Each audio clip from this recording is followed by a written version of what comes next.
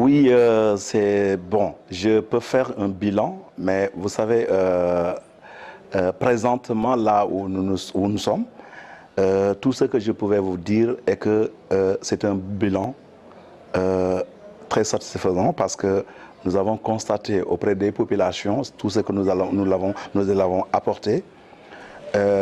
C'est deux axes importants. Hein. Ces deux axes importants, c'est l'éducation, c'est la santé et c'est l'environnement. Donc tous ces axes que je venais de vous citer, si je prends d'abord concernant l'éducation, on a fait des choses très très importantes. Depuis mon installation, nous avons commencé à recenser l'ensemble des besoins de la commune et des écoles. On a vu qu'il est important qu'on puisse renforcer les élèves sur le matériel scolaire et même aussi aider les enseignants de tout ce qu'ils font. C'est pour cela, chaque année, on leur donne une subvention importante. Nous ne sommes pas arrêtés là. J'ai constaté que aussi il y a une école qui était dans les eaux et qu'il y avait 6 classes et tous ces élèves, on ne pouvait pas les transférer dans une autre école. Qu'est-ce que nous avons fait? On a préféré construire une autre école au niveau de la Segnan. On l'a construit et qu'aujourd'hui c'est une école de 6 classes qui est fonctionnelle, qui est là, vraiment, tout marche bien. Alors, au niveau aussi de la santé, nous avons constaté que Yeumbeul Nord fait 130 000 habitants. Et sur les 130 000 habitants, il n'y a que 2 postes de santé à Yeumbeul. Le poste de santé de Bayal et le poste de santé de Aïnouma de Sotrak. J'ai constaté 130 000 habitants pour 2 postes de santé. Vraiment, ce n'est pas suffisant. Et qu'est-ce que nous avons fait? Nous avons construit un autre poste de santé à Darussalam 6 et on a construit aussi un autre aussi à Darussalam 4 qui sera bientôt fonctionnel. L'autre est fonctionnel, l'autre bientôt on va ouvrir ses portes. Et que là aussi c'est pour au moins accompagner dans le cadre de la santé. Et qu'on ne s'est pas arrêté là. On a fait un plaidoirie important pour demander la construction de l'hôpital de Yeumbeul. Et que, connaissant que nous n'avons pas d'espace, il y a nos partenaires qatariens qui sont venus saisir l'État du Sénégal. Parce que, pour dire que, alors, au niveau de Yeumbeul, alors eux, ils veulent construire un hôpital et qu'ils n'ont pas de contact avec les autorités locales de la commune. Le ministère m'a envoyé une correspondance pour me demander que l'État qatarien a vraiment ses fonds qui sont déjà disponibles et ils veulent construire un hôpital à Yeumbeul et qu'ils demandaient à ce qu'on puisse leur trouver un espace. Alors donc j'ai vraiment fait un grand plaidoirie auprès des autorités locales et on a payé un terrain de 4 hectares qu'on a mis à la disposition des Qatariennes et qu'ils sont en train de construire l'hôpital de Yeumbeul, qui est aujourd'hui un bijou pour non seulement Yeumbeul, mais pour notre arrondissement. Alors, ça aussi, c'est important concernant la santé. On ne s'est pas arrêté là. On avait dit qu'aujourd'hui, la santé est primordiale. Hein. Il faut impérativement que les populations puissent se soigner. Nous avons créé un mutuelle de santé qu'on vient juste d'installer et que dans le budget, on avait prévu pour cette année au moins de mettre au niveau de cette mutuelle de santé 1,5 million pour accompagner les populations dans le cadre de leur santé. Et que l'année prochaine, Inch'Allah, si je reviens, on va prévoir au moins 5 millions pour accompagner ces mutuelles de santé parce que nous savons nettement qu'avant de faire quoi qu'il en soit, il faut d'abord avoir la santé. Donc là aussi, c'est quelque chose que nous avons déjà mis sur pied et on a commencé vraiment à faire fonctionner les mutuelles de santé parce qu'on a installé le comité et on a installé aussi vraiment le bureau d'administration qui va faire fonctionner ces mutuelles de santé. Donc là, c'est des choses que nous avons déjà fait au niveau de la santé et nous continuons toujours à le faire. Aujourd'hui, concernant le social, j'ai vu que aussi concernant le social, il faut au moins accompagner surtout cette couche vulnérable qui est les femmes qui se battent nuit et jour pour leur développement.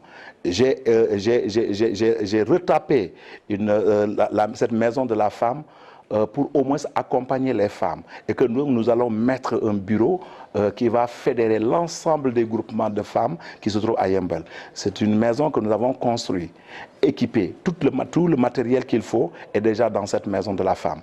Et pour permettre les femmes de s'épanouir et que même eux-mêmes de créer leur propre développement. Et c'est ce que nous avons fait dans mon mandat. Donc cette maison est là, que nous avons équipé, tout est à l'intérieur. On ne s'est pas arrêté là. Pour concernant la sécurité aussi, nous avons vu que aussi Yeumbeul, avec vraiment tout ce qui se passe, parce que les gens pensent que Yeumbeul est une zone de banditisme ou d'agression, et que nous avons un seul poste de police qui était là, que la commune payait tous les mois. Et on a constaté qu'avec cette popularité qui est là, de cette population de Yeumbeul, on ne peut pas s'arrêter juste avec un poste de police. Nous avons retapé qui est au niveau de la Segna, une maison de la Segna qui était là-bas. On l'a retapé, refait, construit encore à l'intérieur et clôturé pour mettre ça à la disposition du ministère de l'Intérieur, et que nous avons demandé maintenant d'ériger ce poste de police en commissariat. Et que là, le commissariat est là, fonctionnel, qui nous a permis aujourd'hui vraiment de renforcer la sécurité pour Yeumbeul. Là aussi, c'est dans le cadre de la sécurité. Aussi, on est allé maintenant concernant aussi l'environnement. Vous savez, Yeumbeul est une commune que l'environnement est dégradé par les inondations. Vous partez partout à Yeumbeul, il y a des eaux, il y a des lacs qui nous ont entourés, partout. Alors, et ces lacs s'agrandissaient tous les jours que Dieu fait. On n'avait pas de solution à l'époque parce que les gens nous disent que alors les communes n'ont pas de solution. Donc c'est l'État. Tantôt l'État dit que non, c'est pour les collectivités locales. Mais nous avons dit que, en tout cas, en synergie entre l'État et la collectivité locale, nous pourrons trouver des solutions. On a fait un plaidoyer auprès des autorités, même auprès du président de la République, pour lui poser nos problèmes. Essayer d'amener la cartographie de Yeumbeul pour expliquer au président de la République le fonctionnement, le développement et l'écoulement naturel des eaux au niveau de Yeumbeul. Le président nous a bien compris et il nous a demandé, en tout cas, de se rapprocher avec les techniciens pour qu'ils viennent voir exactement ce que nous posons et ce que nous expliquons. Est-ce que réellement c'est faisable? Ils sont venus ici, on a pris tout le tracé des eaux et on a vu, ils ont fait leur étude, ils ont vu que c'est important et que c'est possible. C'est en ce moment qu'on a commencé à relier l'ensemble des lacs qui se trouvaient à Yeumbeul. On les a tous reliés et drainé les eaux vers le lac Ouy, et qu'à partir du lac Ouy, on l'achemine vers la mer. Donc, vous voyez aussi, aujourd'hui, ça nous a permis d'atténuer un peu la souffrance des populations par rapport aux inondations, parce que maintenant, on a un écoulement naturel des eaux qui fait que, alors, on a arrêté pratiquement le système de pompage que nous faisons pratiquement tous les ans. Maintenant, et on ne s'est pas arrêté là aussi. Si vous voyez de l'autre côté, nous sommes en train au moins d'aménager aussi dans les certaines zones qui se trouvaient vraiment des zones qu'on ne peut pas vivre. Aujourd'hui, si vous partez là-bas, vraiment c'est des zones importantes qu'on a aménagées et que l'eau coule naturellement sur son passage et tous les abords ont été remblés et que vraiment ça donne une vie agréable au niveau de la commune. J'ai envie de vous interrompre justement parce qu'on a recueilli un peu l'info auprès des populations en ce qui concerne l'assainissement, les inondations. La banlieue est confrontée à ça et il y a l'hivernage qui se profile également à l'horizon. Il y a certaines populations qui disent toujours inquiets à l'approche des hivernages comme ça. Donc là, vous dites que toutes les dispositions étaient prises. Donc concrètement, comment vous comptez rassurer ces populations-là en ce qui concerne les inondations? Je peux les rassurer parce que nous avons commencé très tôt. Hein. Ce n'est pas seulement parce que vous savez ce qui se faisait à l'époque. Quand si l'hivernage commence à s'installer, les populations, on commence à amener des motopompes, installer des pompes, des motopompes et autres. Parce qu'on n'avait pas de solution. Mais nous avons essayé de trouver des solutions. En faisant quoi? On a connecté les lacs qui s'agrandissaient, qui faisaient de telle sorte que alors toutes les maisons de Yeumbeul étaient dans les eaux. Il y a même 2 lacs qui se rencontraient au milieu. Maintenant, ça ne se passera jamais ici à Yeumbeul. Parce que l'eau a son propre tracé, ça vient, ça continue, ça part. Je ne dis pas qu'il n'y aura pas d'inondation dans Yeumbeul, parce que Yeumbeul est une cuvette. Mais quand même, nous sommes en train de nous battre. En faisant quoi avec l'État du Sénégal et nos partenaires sociaux? Alors, il y a des canalisations qui sont en train de se faire, des tracés d'eau qui sont en train de se faire, et que nous sentons nettement l'effort qu'a fourni l'État du Sénégal pour Yeumbeul Nord, parce que l'ensemble des projets de l'État, la plupart de ces projets ont été conviés à Yeumbeul. Tous ces projets-là se font à Yeumbeul. Donc, ce qui veut dire, je sais que des populations qui souffraient ces inondations à l'époque, pour cette année, ou pour les années à venir, je pense qu'il y aura une amélioration notoire plutôt. Alors, si vous regardez bien la station de Yeumbeul à l'époque, quand il pleut, personne ne passe. La station est bloquée et coupée. Yeumbeul est coupé en deux. Et cela est terminé parce que nous avons mis des dispositions qu'il faut. Aujourd'hui, quand ça pleut, à la minute qui suit, l'eau part. Il n'y aura pas d'eau là-bas. Donc, je rassure les populations de Yeumbeul, en tout cas de garder cette patience, parce que nous avons vraiment des solutions pour régler d'une manière définitive le problème des inondations dans notre commune. Je ne dis pas dans la banlieue. La banlieue, bon, je ne sais pas ce qui se fait dans les autres zones, mais moi je connais ma commune et que nous avons pris toutes les dispositions avec l'État du Sénégal et tant d'autres vraiment partenaires. Il y a d'autres partenaires qui ne sont pas même l'État, qui viennent à chaque fois nous trouver des solutions. Actuellement, si vous partez dans Oudalaï, dans Bayal, nous sommes en train de faire des canalisations pour drainer tous les eaux qui stagnaient au niveau de Bayal et les drainer vers le lac. Alors, ça, on le fait avec l'UAGU. L'UAGU qui est venu aussi, depuis qu'on a trouvé notre partenariat, ils nous ont accompagnés vraiment remarquablement dans le cadre des inondations et tant d'autres. Actuellement, on a un projet qui est là, qui s'appelle Vivre avec l'eau, qui est en train de s'activer aussi, vraiment de trouver des solutions pour que les populations aussi ne peuvent pas s'inquiéter parce qu'on a vu qu'il est bon. Bon, on ne peut pas éradiquer complètement l'eau, mais il est bon aussi en tout cas, de canaliser l'eau et qu'on puisse vivre avec cette eau. Parce que l'eau est vraiment une source importante. Donc là aussi, c'est des choses que je pourrais peut-être rassurer les populations de Yeumbeul. Yeumbeul d'hier, est-ce que ce n'est pas Yeumbeul d'aujourd'hui? Parce que nous avons mis des dispositions qui nous ont permis aujourd'hui de croire que les inondations qui se passaient à Yeumbeul ne peuvent pas vraiment l'être pour ces années à venir. Parce que toutes les dispositions ont été prises. Bien, monsieur le maire. Donc, en ce qui concerne l'éclairage public, qu'est-ce qui a été fait?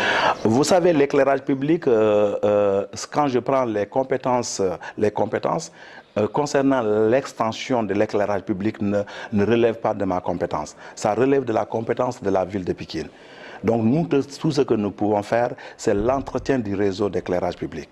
Alors, mais tous ces problèmes, depuis que je suis là, à mon arrivée, j'ai demandé à tous les délégués de quartier de me recenser leur quartier pour voir exactement la couverture de l'éclairage public au niveau des quartiers et les quartiers qui ont des lampes et des quartiers qui n'en ont pas. Lorsque j'ai vu qu'il y a peu de quartiers qui bénéficient de l'éclairage public normal. Et même il y a des rues, des principaux ruelles d'accès au niveau de Yeumbeul qui n'en ont même pas d'éclairage public. Nous avons saisi la ville pour voir exactement comment la ville pourrait nous accompagner pour renforcer l'éclairage public. Mais malheureusement, ils ont tardé à réagir et jusqu'à présent, ils n'ont pas réagi. Je suis obligé moi-même, dans mon budget, de prévoir au moins 13 millions pour acheter des lanternes pour augmenter certains quartiers qui n'en ont pas. Et même aussi renforcer même les principaux axes en éclairage public. C'est ce qui nous a permis aujourd'hui, si vous prenez la route de Ben Bragg, on l'a vraiment éclairé complètement. Et aussi l'accès entre la route de la Marine, on l'a éclairé. Et actuellement, l'entreprise est en train de renforcer dans les quartiers vraiment d'éclairage parce que nous avons payé au moins 100 et quelques lanternes pour renforcer dans les différents quartiers cet éclairage public. Et que nous sommes en train vraiment de refaire aussi le réseau, parce que c'est un réseau qui est vraiment... parfois, il y a des sabotages, parce que vous savez ce qui est malheureux, quand on paye tout le matériel des horlogers et on monte ça dans les postes, quelques jours après, d'autres équipes viennent enlever tout, ils les vendent.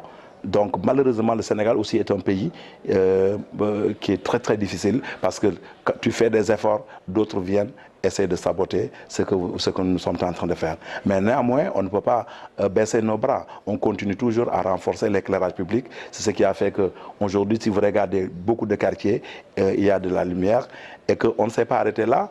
Nous nous sommes vraiment essayé de penser autrement, de dire que maintenant, pour Yeumbeul, nous voulons avoir l'éclairage public solaire. L'éclairage public solaire, c'est ce qui a fait que nous avons élaboré un projet intercommunal entre Yeumbeul Sud, Yeumbeul Nord et Malika. J'ai fait signer le maire de Yeumbeul Sud, j'ai fait signer le maire de Yeumbeul Nord. On l'a déposé pour renforcer l'éclairage public, mais en solaire. Et que c'est un projet que nous avons déposé pour l'intercommunalité avec l'ADEME, qui est retenu. Mais lorsque ce projet est retenu, l'État aussi a initié un autre projet de l'éclairage public, mais pour renforcer les mêmes tracés que nous avons désignés. Et que nous avons, bon, on salue vraiment l'effort de l'État et qu'on a commencé ce projet. Je viens juste de signer le truc de démarrage qu'ils ont même démarré à préparer pour l'installation des lampes en solaire. Donc tout cela, c'est pour renforcer aussi les réseaux de l'éclairage public solaire. Très bien, monsieur le maire. Si on en revenait un peu aux femmes, c'est vrai, vous avez dit que des efforts ont été faits, la construction d'un foyer des femmes, mais en ce qui concerne le financement en matière de crédit pour financer des micro-projets des femmes, qu'est-ce qui a été fait dans ce sens? Parce que ça nous a pris beaucoup de temps pour cette année, pour l'année passée. Nous avons décidé d'abord de refaire l'institution. En tout cas, construire l'institution, la refaire et mettre tout le matériel qu'il faut. Donc on a dépensé beaucoup d'argent, ce qui fait qu'on n'a pas pu prévoir quelque chose dans le budget pour le financement. Mais on ne s'est pas arrêté là. Le peu qu'on a, on a à peu près une petite somme parce que j'ai pensé que, alors débloquer 16 millions pour des secours, et qu'enfin ces 16 millions, on les donne des secours chaque année, et que je ne vois pas d'impact réellement vis-à-vis de ces populations. C'est pour cela j'ai demandé le conseil municipal par rapport à ces secours. Est-ce qu'on ne peut pas enlever une bonne partie et l'attribuer aux femmes pour leur financement? C'est pour cela que nous nous sommes allés négocier avec le Crédit Mutuel du Sénégal pour voir maintenant l'accompagnement de nos femmes, comment eux ils peuvent accompagner nos femmes. On a commencé déjà à recenser l'ensemble des groupements féminins qui se trouvent dans notre quartier avec le Crédit Mutuel. On a commencé à... Bon, lorsqu'on a terminé le recensement, le Crédit Mutuel, ils ont envoyé leurs agents qui sont venus interroger les femmes, leur expliquer comment ça se fait, comment ça se passe et qu'on a pris maintenant toutes les dispositions. Je sais qu'actuellement, avec cette maison de la femme qui est déjà construite, avec l'équipement qui est toujours là, avec le Crédit Mutuel que nous avons bientôt signé une convention entre le Crédit Mutuel et la commune d'arrondissement de Yeumbeul Nord, que nous allons loger une bonne partie de notre accompagnement pour les femmes au niveau du Crédit Mutuel pour pouvoir aider les femmes d'accès au crédit. Ça, c'est déjà quelque chose que nous avons arrêté et que nous allons le faire bientôt. Très bien, monsieur le maire. Donc, certes, vous allez me dire que ça relève de la compétence de l'État, l'emploi des jeunes, mais dans ce sens aussi, les collectivités locales, ils ont au moins quelque chose à faire pour aider les jeunes de leur localité. Vous, en ce qui vous concerne, qu'est-ce que vous avez fait pour soulager un peu ces jeunes qui ont tous les problèmes pour joindre les deux bouts? Vous savez, moi, je n'ai pas attendu pour que l'État puisse vraiment prendre les jeunes. Vous savez, l'emploi des jeunes, moi, mon entendement pour créer l'emploi des jeunes, c'est de créer les conditions qui permettront les jeunes de pouvoir accéder à l'emploi. D'abord, le plaidoirie que nous avons fait pour la construction de cet hôpital. Tous les ouvriers qui se trouvent au niveau de cet sentier, c'est les jeunes de Yeumbeul qui travaillent là-bas. Mais je ne me suis pas arrêté là. J'ai initié un projet qui est là, pour accompagner les jeunes à avoir leur permis de conduite. Cette année, nous avons au moins 80 jeunes qui ont reçu leur permis ici à Yeumbeul et que c'est la mairie qui paye les frais de formation. Donc cette formation, nous l'avons initiée. Et aujourd'hui, ce que j'avais conclu avec l'école qui est en train de former ces jeunes, c'est au moins de prendre 100 jeunes par an. Mais malheureusement, l'école que nous avons engagée n'a pas vraiment respecté les conditions. C'est ce qui a fait qu'on a eu un grand retard et que maintenant on a suspendu notre convention par rapport à cette école. Et on a pris une autre école. Cette école, je pense bien qu'il y a vraiment, lorsqu'il a pris le dossier, aujourd'hui nous sommes vraiment, on a fait bénéficier au moins une trentaine de jeunes depuis l'année dernière jusqu'à nos jours. Maintenant, on a presque 80 et quelques jeunes que nous avons insérés au niveau du marché de l'emploi. Parce que quelqu'un qui a son permis déjà, il peut vraiment se démerder pour au moins trouver de l'emploi. C'est ce que nous avons fait parce que connaissant que l'emploi, il faut aussi une formation. Si on n'a pas cette formation, on ne peut pas avoir de l'emploi. Autre chose plus importante, j'ai vu qu'il y a beaucoup de jeunes qui ont reçu leur bac. Ils sont là, ils ne peuvent pas aller continuer leurs études parce qu'ils n'y ont pas de moyens. Mais la commune a pris l'engagement d'accompagner les jeunes qui ont vraiment des moyens importants. Si on voit qu'un jeune qui a son bac et que vraiment il a la moyenne, on l'accompagne pour qu'au moins qu'il puisse aller continuer ses études en Europe. Aujourd'hui, il y a au moins une dizaine de jeunes de Yembel qui continuent leurs études en Europe et dans le cadre dans plusieurs domaines. On n'est pas arrêté là. Il y a aussi d'autres jeunes qui veulent faire des formations en Europe, que la commune puisse les accompagner pour qu'ils aillent faire leur formation. Au niveau de l'université de Lyon, il y a beaucoup de jeunes de Yembel que nous avons envoyés là-bas qui ont pu faire vraiment des formations très très élevées et que là, je prends l'exemple de quelqu'un qui est aujourd'hui adjoint au gouverneur quelque part, qui a fait une formation à Lyon et qu'à la sortie de cette formation, il est allé faire le concours à l'entrée en l'ENAM. Il a réussi facilement parce qu'il a déjà vraiment cette formation qui lui a permis aujourd'hui vraiment d'être adjoint gouverneur. Donc tout cela, il y a tant d'autres jeunes. Et actuellement, à l'heure que je vous parle, il y a des jeunes qui sont là-bas, qui sont en train de faire, qui continuent à faire leur formation. Donc tout ça, la commune l'a initié. Bien vrai, ce n'est pas notre compétence, mais nous avons dit qu'on pourra épouser les compétences d'autrui pour permettre au moins d'aider les populations de Yembel pour réussir vraiment ce qu'ils attendent de nous. Très bien, monsieur le maire. Il y a un autre... Faire les populations de leurs besoins. Très bien, monsieur le maire.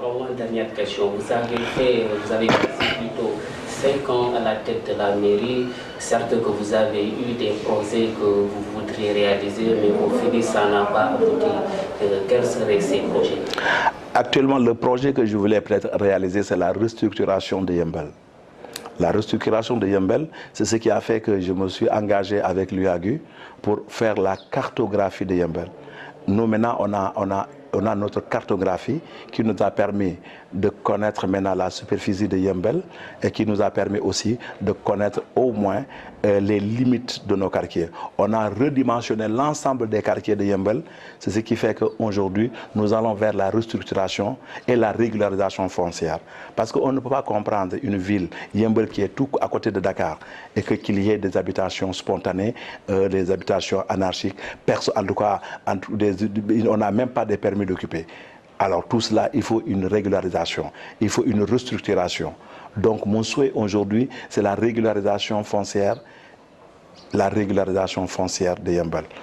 Et que cette cartographie de Yembel que nous avons fait, c'est aller dans ce sens pour la restructuration de la commune arrondissement de Yembel Nord. Et non seulement qui dit restructuration, parle aussi de l'accès, parce que Yembel est bloqué pratiquement. On n'a qu'une seule route pour arriver à Yembel. Si vous coupez la route de Thiaroye, Yembel est foutu. Donc nous avons maintenant décidé vraiment d'ouvrir, en tout cas d'autres axes, en commençant la route de la station de Yembel, passant vers l'Assegna de Yembel et qui débouche vers Guédiawaye. Ce qui fait que aussi les gens peuvent même passer par Guédiawaye pour aller en ville. Et aussi à l'intérieur même de Yembel, il y a des accès qu'il faut impérativement ouvrir. Comico est fermé, c'est une zone d'habitation vraiment régulier. C'est un lotissement administratif avec les militaires, mais ils n'ont pas d'accès, il n'y a pas une route d'accès. Et que nous comptons vraiment ouvrir une route qui va permettre au moins Comico d'entrer et sortir librement, et en commençant d'abord prendre la route qu'on appelle Talibou-Khonk, en allant vers le marché de Dar es Salaam 6. Et à partir du marché de Dar es Salaam 6, on rentre vers le Comico et on sort vers la route de Boune. Donc simplement, ça permettra les gens, en passant par Comico, tu peux accéder à la route de Boune et aller vers Fass Mbao et prendre la route nationale. Ça aussi, nous l'avons initié. C'est des projets que nous voulons impérativement, Inch'Allah, si Dieu veut bien. En tout cas, nous voulons vraiment réaliser ces projets sur notre prochain mandat, Inch'Allah. Très bien. En ce qui concerne votre prochain mandat, puisque vous êtes candidat à votre propre succession, quelles sont vos perspectives pour l'horizon 2014-2019 avec comme toile de fond l'acte 3 de la décentralisation? En tout cas, l'acte 3 de la décentralisation, moi, je l'ai vraiment approuvé. Parce que vraiment, ça m'a... Bon, j'ai beaucoup voyagé. Et que j'ai vu que nous, les communes que nous détenons, c'est des communes qui sont vraiment très, très limitées. Parfois, moi, je rentre dans une commune en Europe, on me dit que bon, je veux vraiment créer des immolages ou de partenariats, mais bon, regardant les prérogatives de ma commune d'arrondissement par rapport à l'autre commune, alors il se trouve que on ne peut pas travailler ensemble parce que nos prérogatives ne sont pas les mêmes. Donc maintenant, comme en érigeant les communes en plein exercice nous permet au moins d'avoir une certaine ouverture et un certain fonctionnement qui va nous permettre vraiment de mieux développer notre localité.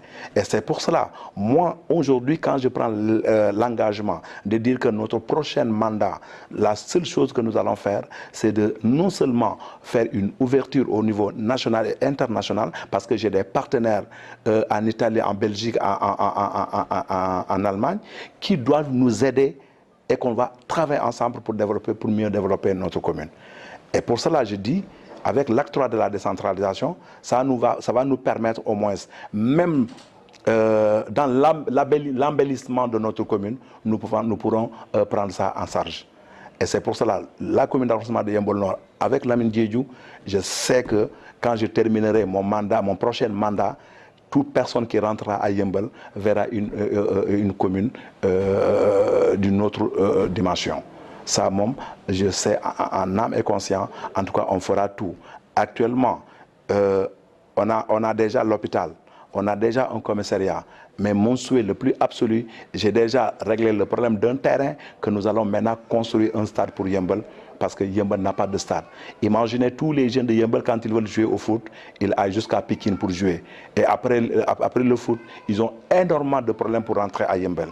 Et que ça ne peut pas continuer. Ça ne peut pas continuer. On a de l'espace, bien vrai, il y a un petit litige qui est sur l'espace, mais je sais que quand Dieu veut bien que je retourne ici comme maire, nous allons décanter cette situation et que pour maintenant qu'on puisse construire un stade pour Yeumbeul. Ça, c'est des choses qui est dans notre projet et qu'on le fera. Et que nous allons aussi essayer de voir par rapport à ce que nous sommes en train de faire concernant l'éducation, parce que moi je dis, aujourd'hui, il faut qu'on accompagne nos enfants dans le cadre de la formation. J'ai décidé, il y a un emplacement qui est déjà réservé, que nous allons construire un CM, je ne dis pas un lycée technique, mais un CM technique, pour commencer à partir de l'entrée en 6e, que l'enfant puisse commencer à apprendre un métier. Ça, nous allons l'initier à Yeumbeul et on le fera à Yeumbeul, Inch'Allah. Donc ça, c'est des perspectives très très importantes pour moi à réaliser dans Yeumbeul, parce que Yeumbeul doit être une ville comme toutes les villes et qu'une ville qui sera agréable à vivre. Très bien, monsieur le maire, je suis avec mon confrère Souleymane, si vous avez quelque chose à rajouter. Par rapport nous sommes à la fin de la campagne électorale, est-ce que vous êtes optimiste par rapport à la campagne que vous avez déroulée?